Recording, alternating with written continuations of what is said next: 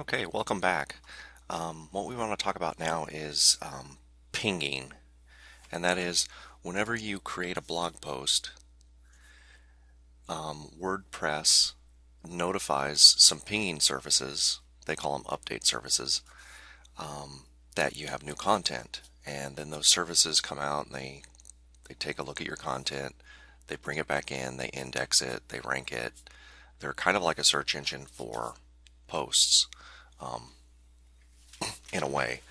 But the idea is that you can get your content out there to these pinging services, and because they're always constantly looking for content, the search engines go to them rather than to your website, and then they crawl through the links back to your website so that your content is spidered, indexed, and ranked quickly.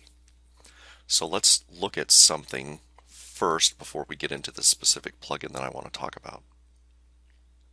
So let's go to settings and then writing.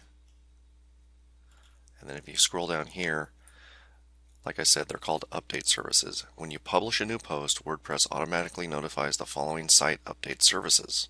Okay, so this is a custom update services or ping list that I've put together of all the best update services there are. So let's click Save Changes, and then I'll show you this plugin. The reason this plugin is very important is if you're like me, whenever you create a post, it's never perfect. So you go in and change it 5 minutes later, and then 2 minutes later you see something that you want to fix, and then 3 minutes later you see something you want to change, or you misspelled something, or your grammar was poor, or whatever. You want to change the title. Doesn't matter. Every time you edit those posts like that, you're pinging these update services again.